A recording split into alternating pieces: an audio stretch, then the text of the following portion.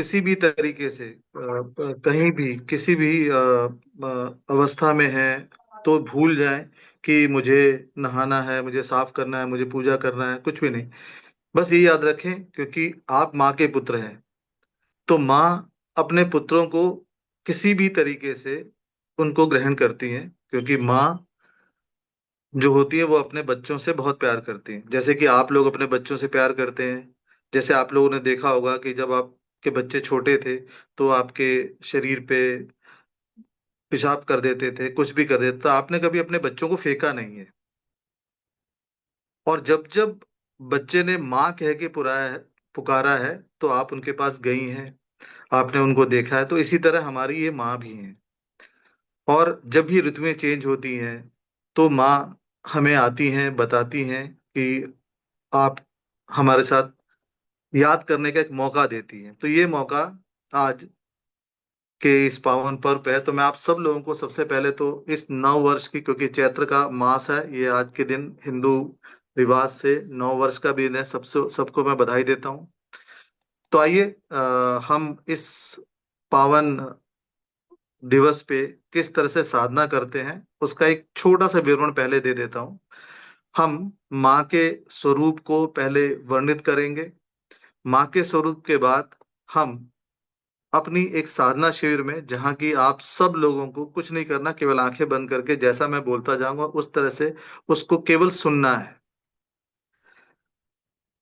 उसमें हम सबसे पहले तो चैतन्य जागृत मन का वो चैतन्यता को प्राप्त हो, फिर हम गणेश जी को याद करेंगे, ताकि हमारे जो कार्य हैं, जो इस वर्ष पे जितने भी हम कार्य हमने जो सोचे हुए, नहीं सोचे या सोचेंगे, वो पूर्ण हो। फिर हम माँ भगवती के नवाण मंत्र का, जो एम रीम क्लीम चामुंडे विच्चे है, उसका उच्चारण करेंगे। ये जो मंत्र है ये अपने में पूरा परिपूर्ण है, क्योंकि एम जो है वो माँ सरस्वती को उजागर करता है और ये बताता है कि हे जन्मजति सरस्वती माँ, मेरे सभी दुखों को दूर करो। उसके बाद जो मंत्र है, बीज मंत्र है ह्रीम।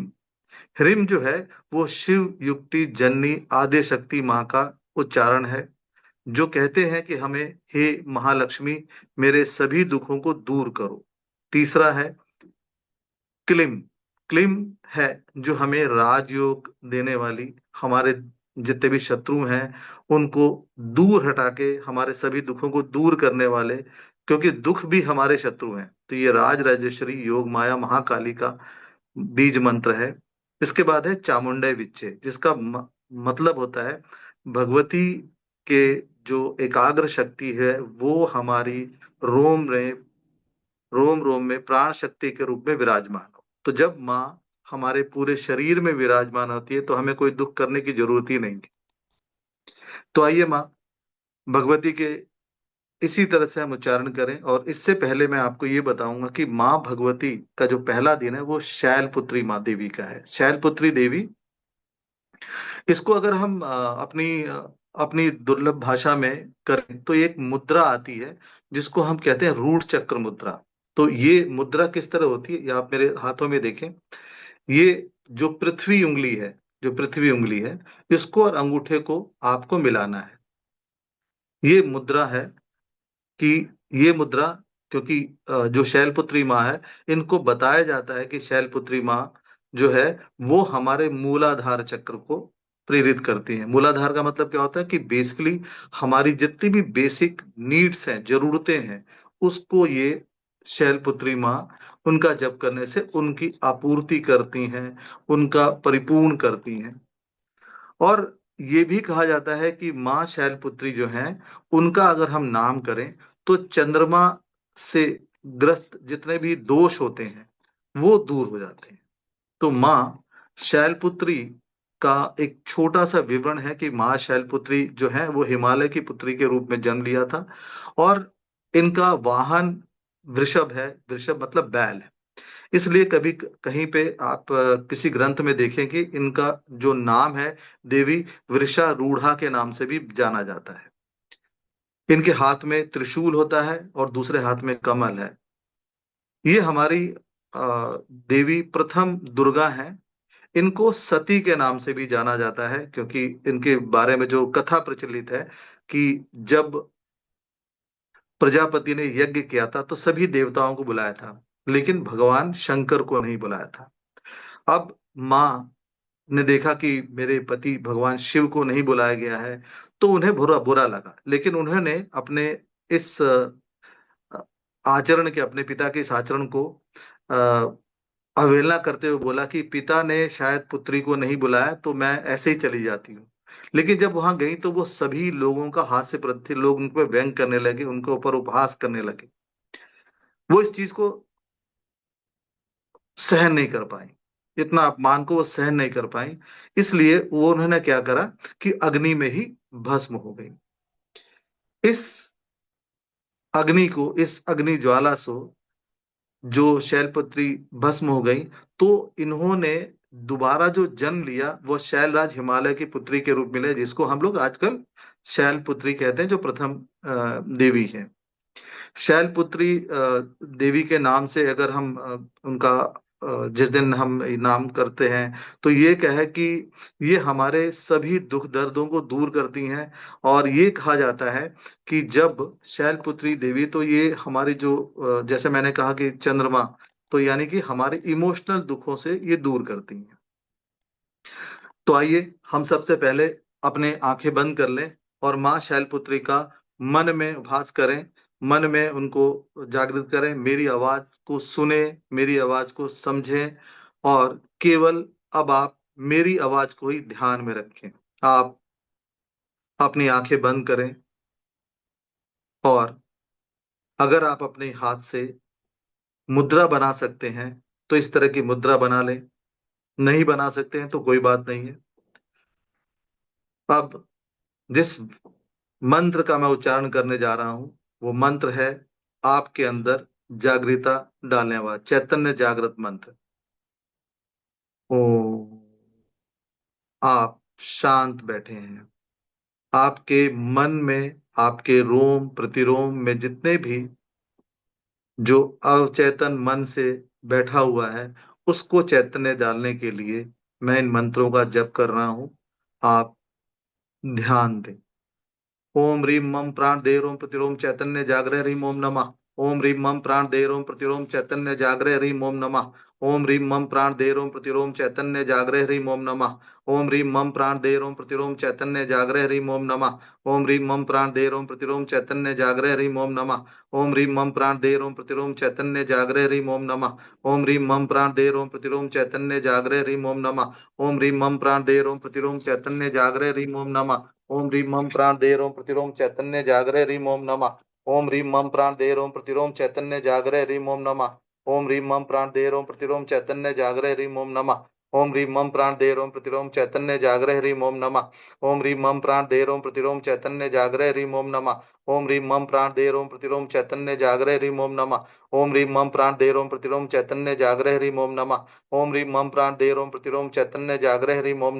ओम ह्रीं मम प्राण दे रोम प्रतिरोम चैतन्य जागृह ह्रीं ओम नमः। ओम ह्रीं मम प्राण दे रोम प्रतिरोम चैतन्य जागृह ह्रीं ओम नमः। ओम ह्रीं मम प्राण दे रोम प्रतिरोम चैतन्य जागृह ह्रीं ओम नमः। ओम ह्रीं मम प्राण दे रोम प्रतिरोम चैतन्य जागृह ह्रीं ओम नमः। ओम ह्रीं मम प्राण दे रोम प्रतिरोम चैतन्य जागृह ह्रीं ओम नमः। ओम ह्रीं मम प्राण दे रोम प्रतिरोम चैतन्य जागृह ह्रीं ओम नमः। ओम ह्रीं मम प्राण दे रोम प्रतिरोम चैतन्य जागृह ह्रीं ओम नमः। ओम ह्रीं मम प्राण दे रोम प्रतिरोम चैतन्य जागृह ह्रीं ओम नमः। आपके शरीर से, जो आपका अवचेतन शरीर है, वह धीरे धीरे आपके शरीर से बाहर आ रहा है। धीरे धीरे वो शरीर से बाहर आ रहा है, वो आपके समक्ष आ चुका है। आप देख रहे हैं कि आप बैठी हुई मुद्रा में हैं, लेकिन आप अपने आप को अपने सामने खड़ा हुआ भी पा रहे हैं। देख रहे हैं कि आपका शरीर आपके सामने खड़ा हुआ है। अब आपका यह अवचेतन शरीर एक ऐसे कार्य को सिद्ध करने के लिए जा रहा है जो आप हमेशा अपने जीवन में उसको सिद्ध करना चाहते हैं।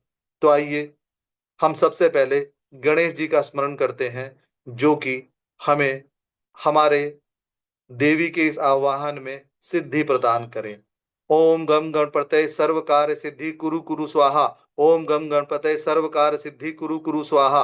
ओम गं गणपतये सर्व कार्य सिद्धि कुरु कुरु स्वाहा। ओम गं गणपतये सर्व कार्य सिद्धि कुरु कुरु स्वाहा।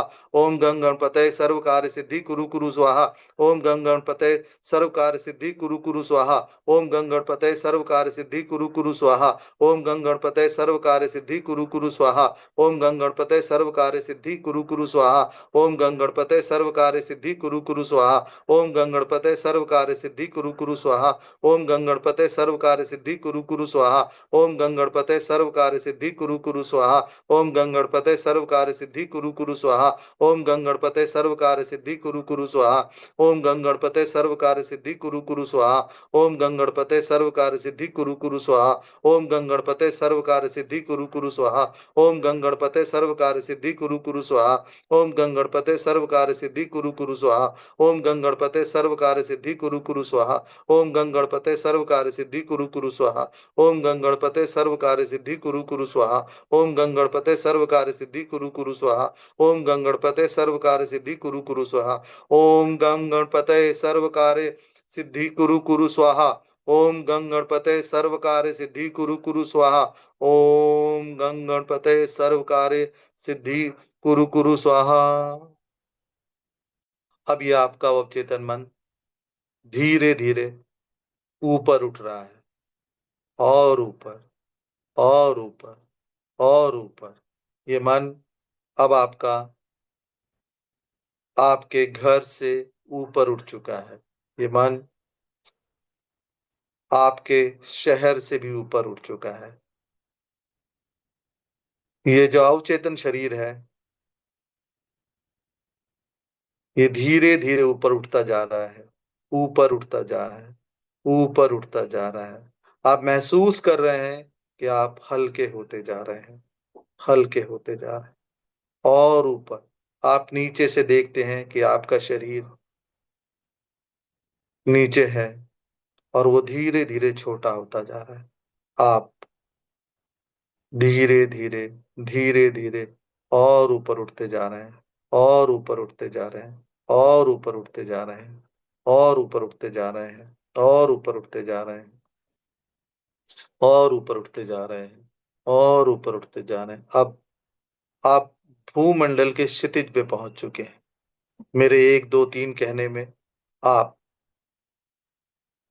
उस ब्रह्मांड में पहुंच जाएंगे जहां पे माँ शैलपुत्री है। एक, दो, तीन। आप देख रहे हैं कि एक बहुत सफेद रंग का ज्योतिर्पुंज आपको दिखाई दे रहा है, जो आपकी आंखों की रोशनियों को खुलने नहीं दे रहा है। आप माँ शैलपुत्री को नमस्कार करते हैं, और धीरे धीरे एक ठंडी पवन का अनुभव करते हैं, और आप देखते हैं कि माँ शैलपुत्री अपने स्वरूप में आ रही हैं। वो एक बैल पे विराजमान है, हाथ में धनुष और दूसरे हाथ में कमल की मुद्रा लिए हुए हैं। माँ आपकी तरफ देख रही हैं। आप माँ को नतमस्तक करते हैं और माँ को प्रणाम करते हैं। आप अपने जितने भी दुख हैं माँ को बता रहे हैं, बोल रहे हैं। आप अपने सभी चीजों को, आपके जीवन में जितनी अस्थिरता है, सबके बारे में विवरण कर रहे हैं। ओम।